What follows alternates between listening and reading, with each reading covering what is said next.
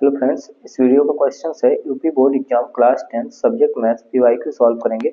इसमें क्या है क्वेश्चन की an AP consist of 50 terms of which third term is 12, ठीक है, and the last term is 106। तो find the 29 terms of the AP. देखिए यहाँ पर क्या है कि जो एपी है उस एपी में क्या है, टोटल टर्म्स की संख्या कितनी है, तो 50 है, ठीक है। यहाँ पर जो नंबर ऑफ टर्म्स हैं वो कितने हैं, 50 टर्म्स हैं, और जो लास्ट टर्म है वो क्या हो जाएगा, 106। यानी कि यहाँ पर अगर मैं राइट करूँ तो ये 50 यानी जो 50th टर्म्स होगा वो कितना होगा, तो यहाँ पर 106 होगा, क्योंकि टोटल टर्म की संख्या इसमें 50 था और लास्ट टर्म 106 है, ठीक है। दूसरी बात इसने क्या कहा कि यहाँ पर जो थर्ड टर्म्स है वो क्या है, 12, यानी कि ये 3 की वैल्यू यहाँ पर गिवन है, ये 3 इज इक्वल टू में यहाँ पर 12, ठीक है। और इसमें हम देखिए सॉल्व करेंगे, यहाँ पर एन टर्म का फार्मूला अप्लाई करेंगे।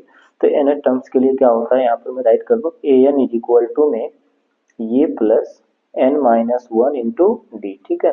ये यहाँ पर एन टर्म्स के लिए फार्मूला होता है, जिसमें ए एन जो एन टर्म्स हो गया और ये इसमें फर्स्ट टर्म होगा, ये नंबर ऑफ टर्म्स होगा और डी यहाँ पर कॉमन डिफरेंस है, ठीक है।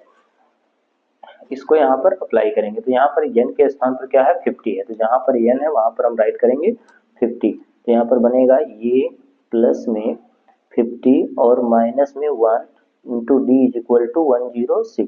सिमिलरली यहाँ पर क्या बनेगा, ये plus 3 minus 1 into D equals में 12, ठीक है। तो देखिए नेक्स्ट क्या होगा यहाँ पर कि तो ये प्लस में इसमें से इसको माइनस करेंगे तो 49 आ जाएगा, इंटू में डी इज इक्वल टू में 106।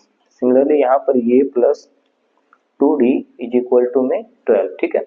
अब देखिए यहाँ पर इसको इक्वेशन 1 और इसको इक्वेशन 2, ठीक है। इस तरीके से इसको इक्वेशन 1 और 2 मानेंगे। अब यहाँ पर इन दोनों इक्वेशन को सॉल्व करके हमें ये और डी की वैल्यू निकालनी है, ठीक है।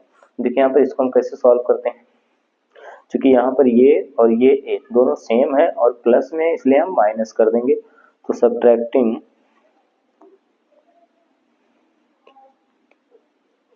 Equation 2 from equation 1 we get, ठीक है।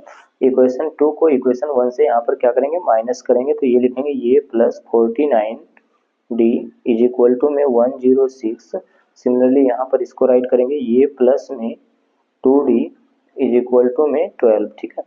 अब हमें क्या करना है, इसमें से इसको माइनस कर देना, तो ये माइनस हो जाएगा, यहाँ पर ये माइनस और ये माइनस, ठीक है। इस ये से यहाँ पर ये कैंसिल हो जाएगा और 49 माइनस 2 यानी कि यहाँ पर आ जाएगा 47d। सिमिलरली इसको माइनस करेंगे यहाँ पर 4 और 9, d इज इक्वल टू यहाँ पर 47 से इसको कैंसिल कर देंगे 2 टाइम्स, यानी कि जो कॉमन डिफरेंस आ गया वो यहाँ पर 2 आ गया। अब हमें क्या करना है, इस 2 यानी d की जो वैल्यू है उसको इक्वेशन 2 या फिर इक्वेशन 1 में पुट कर देना है।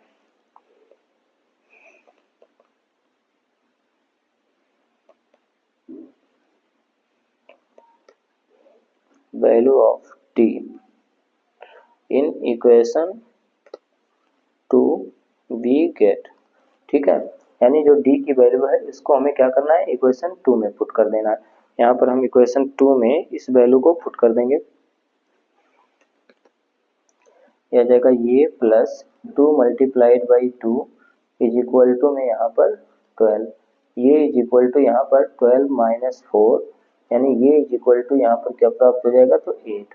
अब देखिए ये की वैल्यू मालूम हो चुका है और डी की वैल्यू मालूम हो चुका है, हमें मालूम क्या करना है, 29th टर्म्स, यानी कि यहाँ पर ये 29th टर्म्स।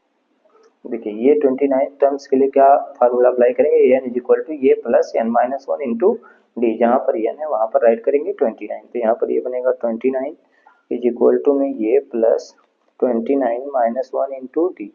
अब यहाँ पर हमें ये की वैल्यू मालूम है 8, प्लस में इसमें से इसको माइनस कर देंगे 28 और डी की वैल्यू यहाँ पर है 2, ठीक है। तो ये आ जाएगा 8 प्लस इसको मल्टीप्लाई करेंगे 56 और दोनों को ऐड कर देंगे यहाँ पर, तो ये आ जाएगा 64। तो इस प्रकार हमारा जो 29th टर्म्स प्राप्त होता है वो 64 प्राप्त होता है।